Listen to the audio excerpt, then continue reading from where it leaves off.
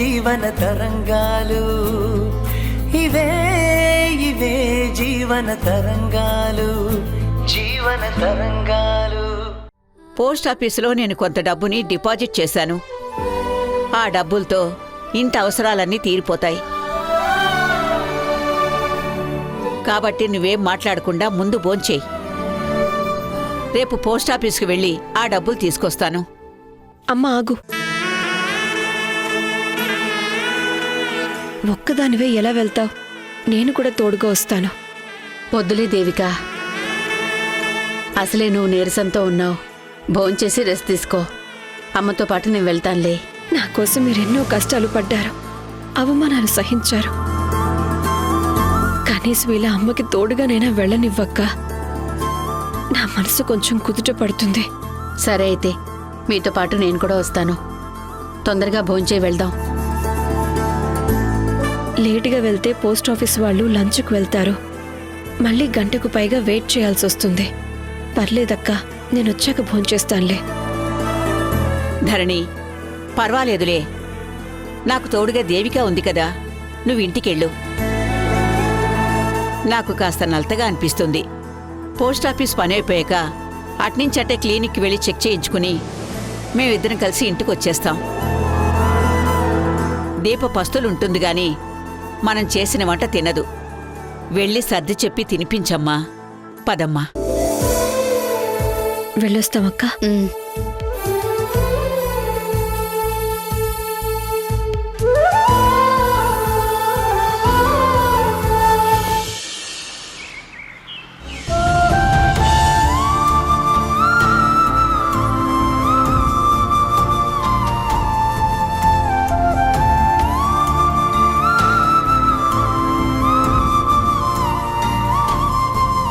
టైంకి అనిత దేవతల డబ్బులు అడ్జస్ట్ చేసింది కాబట్టి సరిపోయింది. లేదంటే ఇంట్లో తినడానికి కూడా కష్టంగా ఉండేది. నెల శాలరీ రాగానే డబ్బులు రిటర్న్ ఇచ్చేయాలి.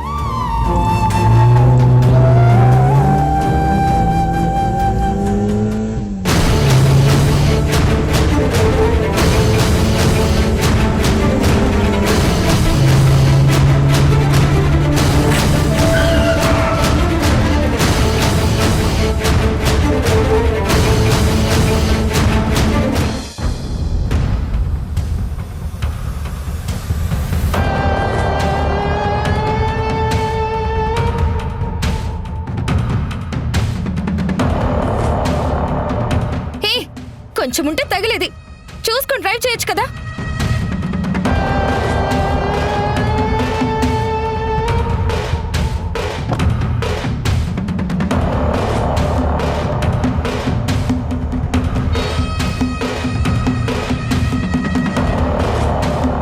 ఏంటి పాపా, అప్పుడే సలహాలు ఇస్తున్నావు?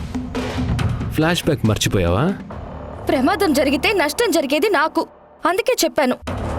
అంతేలే, జైల్లో ఉండాల్సిన నాన్న ఇంటికి వచ్చాడు కదా, ప్రాబ్లం క్లియర్ అయిపోయింది.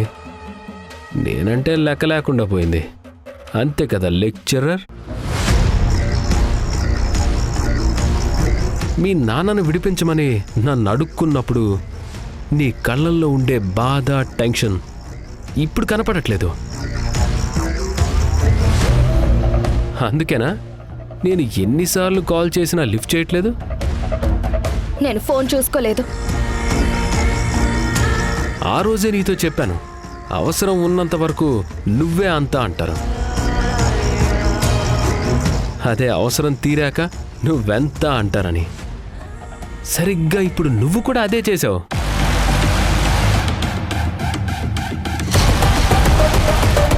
ఆ రోజు నేను నీకే కండిషన్ పెట్టానో గుర్తుందా?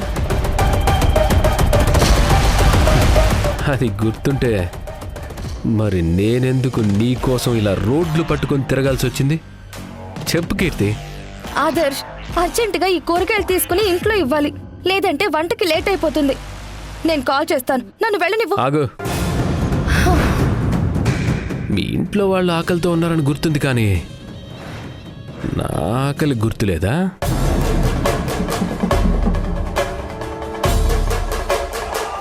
చెప్పు కీర్తి, నా ఆకలి గురించి ఆలోచించవా?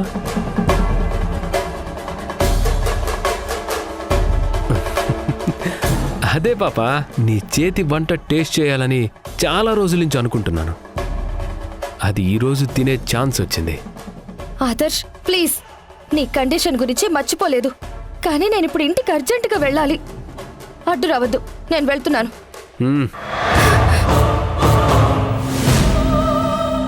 ఈ పూట నీ చేత్తో చేసిన బిర్యానీ తినాలని నేను ఫిక్స్ అయ్యాను. ఎదురు చెప్పకుండా, మాట తప్పకుండా 1 గంటలో బిర్యానీ రెడీ చేసుకొని నా గెస్ట్ హౌస్కి వచ్చాయి.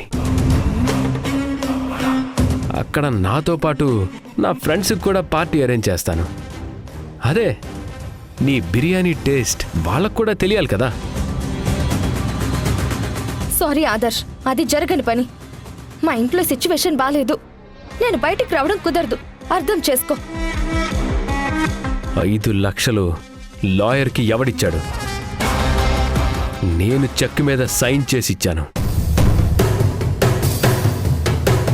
అంత హెల్ప్ చేసిన వాడికి ఇలా సాకులు చెప్పి తప్పించుకోవాలని చూస్తే విడిచిపెడతానని ఎలా అనుకున్నావు మేడం? ఆదర్శ్, అర్థం లేకుండా మాట్లాడుకు. నువ్వు చేసిన హెల్ప్ నేను మర్చిపోను, కానీ ఇలా రిస్ట్రిక్ట్ చేస్తే మాత్రం నేనేం చెయ్యలేను. కష్టాలు నీకు చుట్టాలు కానీ నాకు కాదు పాప. నేను చెప్పింది మాత్రమే నువ్వు వినాలి. అదే మిస్ కాకుండా చెయ్యాలి.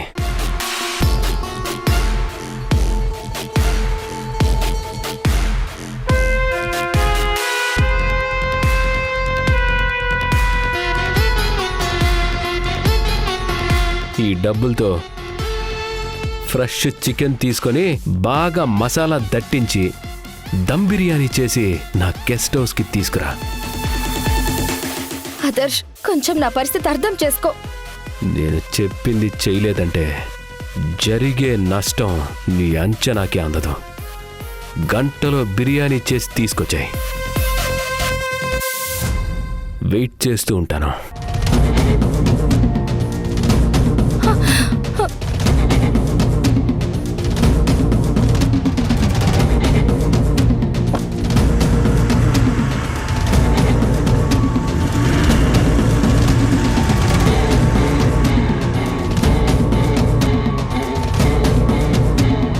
మై గాడ్, ఈ ఇడియట్ ఇప్పుడే రావాలా?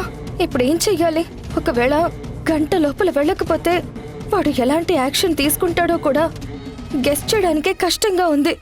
ఒకవేళ ఏదైనా చెయ్యకూడదు చేస్తే అమ్మ వాళ్ళు తలెత్తుకోలేరు.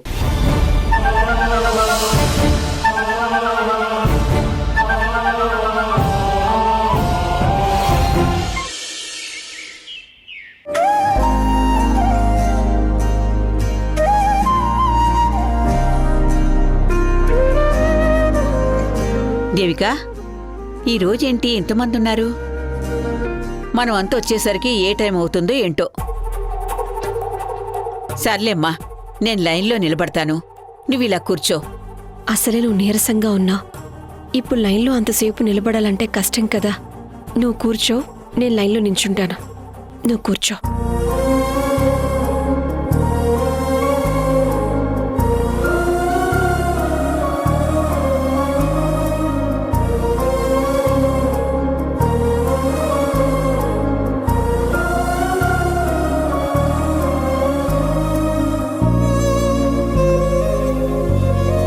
నమస్తే మేడం. నమస్తే సార్. మీరు మా పోస్ట్ ఆఫీస్కి వచ్చారేంటి? అమ్మ డిపాజిట్ చేసిన అమౌంట్ విత్డ్రా చేసి తీసుకెళ్దామని వచ్చాం. తనకు కొంచెం ఒంట్లో బాలేదు, అందుకే నేను క్యూలో నిలబడ్డాను. ఆ క్యూ క్లియర్ అయ్యేంత వరకు మీరు చైర్లో కూర్చోండి మేడం. పర్వాలేదండి, నేను నిలబడతాను. నో మేడం, మీరు ఫస్ట్ టైం ఇక్కడికి వచ్చారు. మీకు రెస్పెక్ట్ ఇవ్వడం మా బాధ్యత. కాదనకండి madam. Ramu. Yes sir. Madam గారు ఇక్కడ కూర్చుంటారు. టేబుల్ ఫ్యాన్ తెచ్చి పెట్టు. అలాగే సార్. అయ్యో ప్లీజ్, ఈ స్పెషల్ ట్రీట్మెంట్లేవి వద్దండి, నాకు ఇబ్బందిగా ఉంటుంది. పర్లేదు మేడం, మా సంతోషం కోసం ఎక్స్క్యూజ్ చేయండి. రండి మేడం. అమ్మా రండమ్మా, రండమ్మా.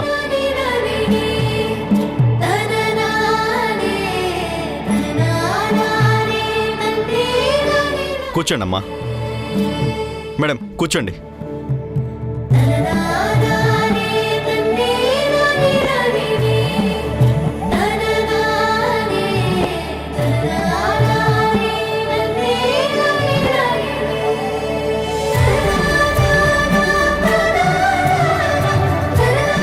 మేడం, ముందు మీరు ఈ ఫామ్ ఫిలప్ చేసి సైన్ చేయించండి. నేను మీ పని తొందరగా అయ్యేలా చూస్తాను.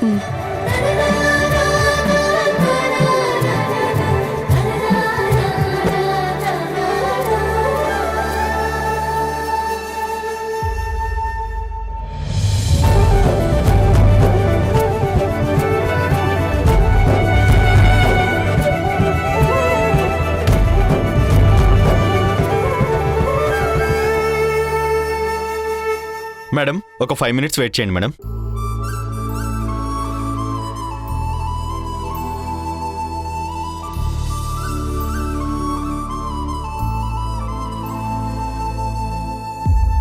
నువ్వు నీతిగా నిజాయితీగా జాబ్ చేసినందుకు శత్రువులనే కాదు, ఈ మేనేజర్ లాంటి మనుషులను కూడా సంపాదించుకున్నావని ఇప్పుడు కళ్ళారా చూశాను దేవకి.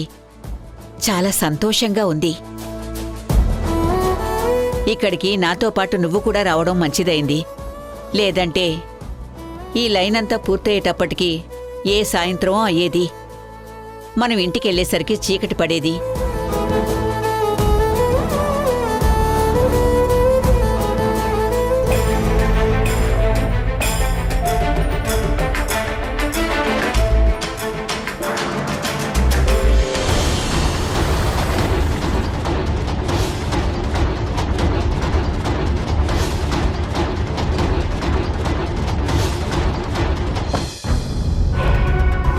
ఆ ఎదవ ఆదర్శగాడు ఏ ప్రతిఫలం ఆశించకుండా ఎందుకు హెల్ప్ చేసుంటాడో అని తెలుసుకుంటే తప్ప నా మనసు కుదుట పడేలా లేదు. కానీ కీర్తిని అడగాలో వద్దో నిర్ణయించుకోలేకపోతున్నాను.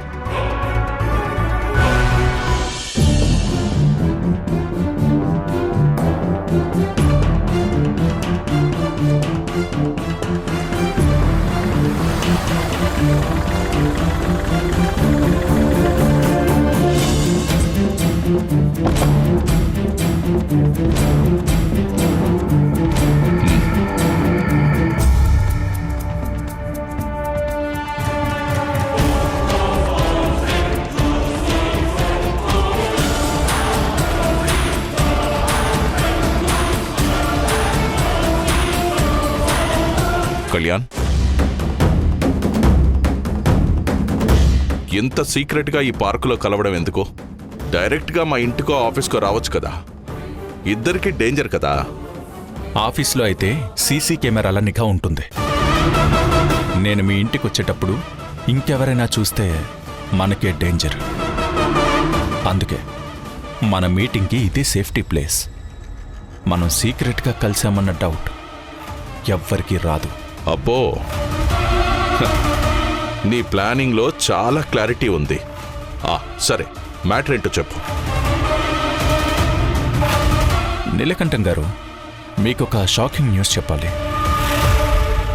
వినడానికి రెడీగా ఉన్నారా?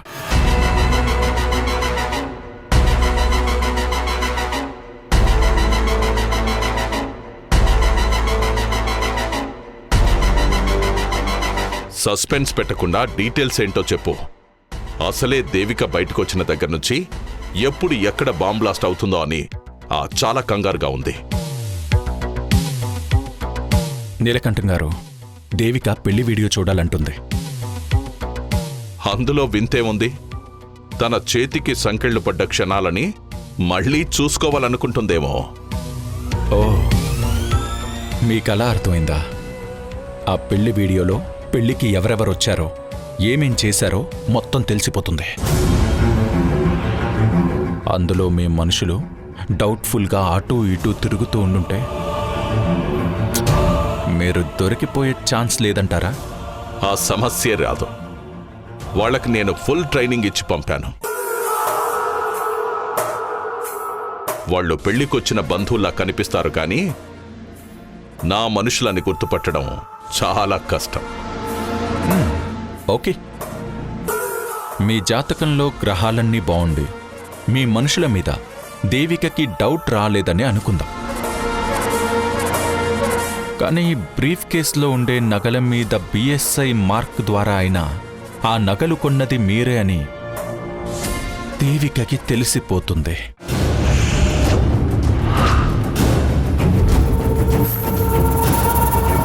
అప్పుడైనా దొరికిపోవడం గ్యారంటీ. ఇప్పుడేమంటారు?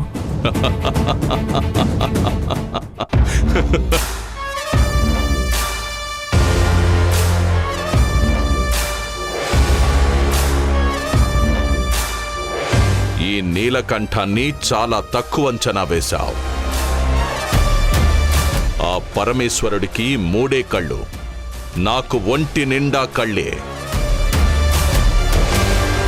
ఏ పని చేస్తే ఎటువంటి రిజల్ట్ వస్తుందో, ఎటువంటి ప్రాబ్లమ్స్ వస్తాయో అన్నీ ముందే అంచనా వేసి, పకడ్బందీగా ప్లాన్ వేసి, నా ప్రత్యర్థిని ఊపిరాడకుండా చేసి ఓడించడమే ఈ నీలకంఠం స్టైల్.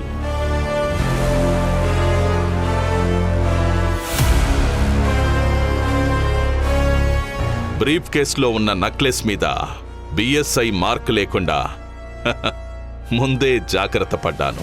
ఇక ప్రాబ్లం ఎలా వస్తుంది? ఇప్పుడు చెప్పు, నన్ను పట్టుకోవడం ఆ దేవిక తరం అవుతుందా? మీ నెక్లెస్ మీద బిఎస్ఐ మార్క్ లేదు. ఓకే, ఆ గాజుల మీద బిఎస్ఐ మార్క్ లేదా?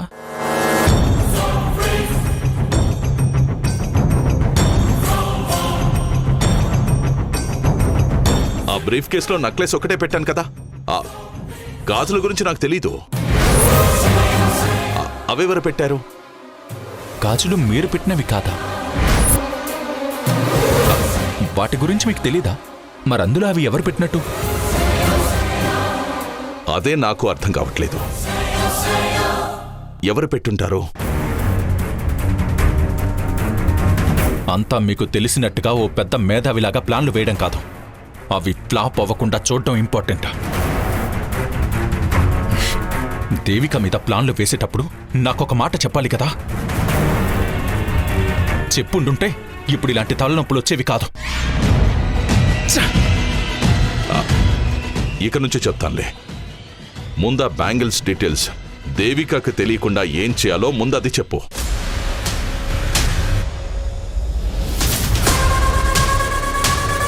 నాకెందుకో నన్ను ఇరికించడానికి ఆ బ్యాంగిల్స్ మీరే పెట్టారని డౌట్గా ఉంది.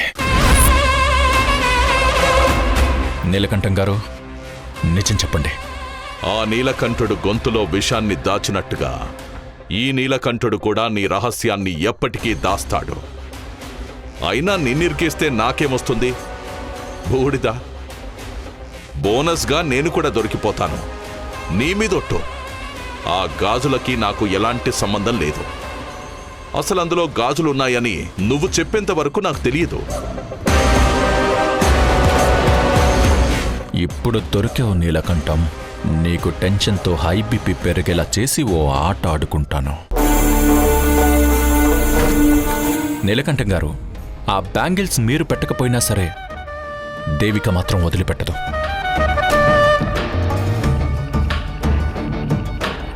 భూతద్దం పెట్టి మరీ అందులో మీ పాత్ర కూడా ఉందని బయట పెట్టేస్తుంది. అప్పుడు మీకు శ్రీకృష్ణ జన్మస్థానమే.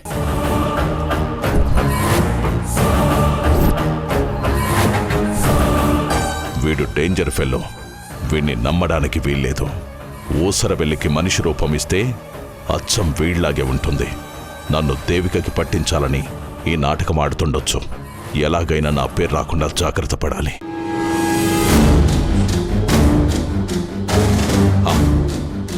పరిస్థితి చేయి దాటకుండా చూసే బాధ్యత నీది. నీకెటువంటి సపోర్ట్ కావాలన్నా నేను చేస్తాను. ముందా దేవికకి నా మీద డౌట్ రాకుండా చూడు. నువ్వే ఈ గండ నుంచి గట్టెక్కించాలి.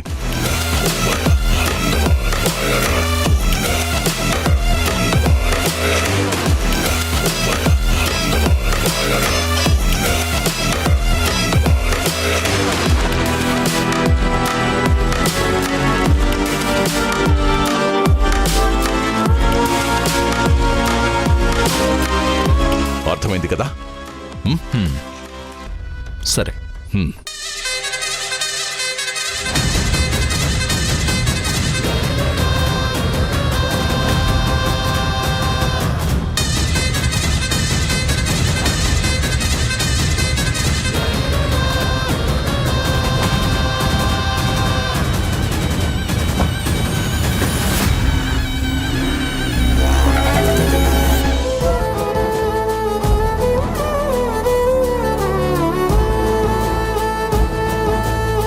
నమస్తే మేడం. నమస్తే. మీరుండాల్సింది ఇన్కమ్ ట్యాక్స్ డిపార్ట్మెంట్ ఆఫీసులో కదా మేడం? మరి పోస్ట్ ఆఫీస్కి వచ్చారేంటి? అడ్రస్ తప్పొచ్చినట్టున్నారు. ఒకసారి బాగా గుర్తు చేసుకోండి మేడం. అడ్రస్ తప్పు కాదు బాబు, ఇక్కడ పనుండి వచ్చాం. ఓహో, పనుండే వచ్చారా? అంతేలే, అవినీతి కేసులో సస్పెండ్ అయ్యి ఇప్పుడు ఇంటి దగ్గరే ఉంటున్నారు కదా. టైం పాస్ అయ్యేలా ఇలా పోస్ట్ ఆఫీస్కి మార్కెట్కి తిరిగే ఛాన్స్ దొరికింది కదా మేడం?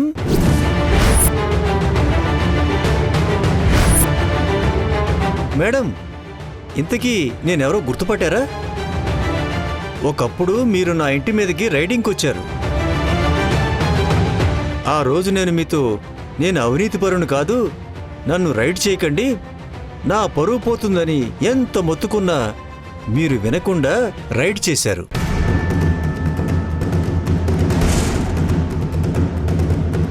పైగా శ్రీకృష్ణుడు అర్జునుడికి గీతోపదేశం చేసినట్టు సమాజంలో అందరూ నీతి నిజాయితీతో ఉండాలని నాకు గీతోపదేశం చేశారు.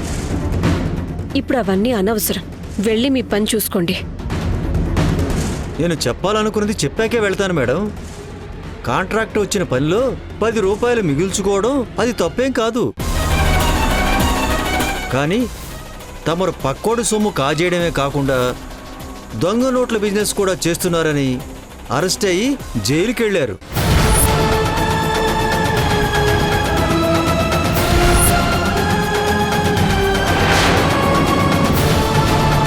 ఈరోజు కడుపు నిండా తృప్తిగా తింటాను. ఆగు.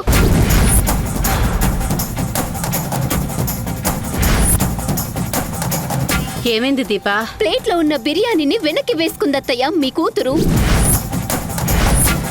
నువ్వు దీప తినబోతున్న బిర్యానీని లాగేశావా?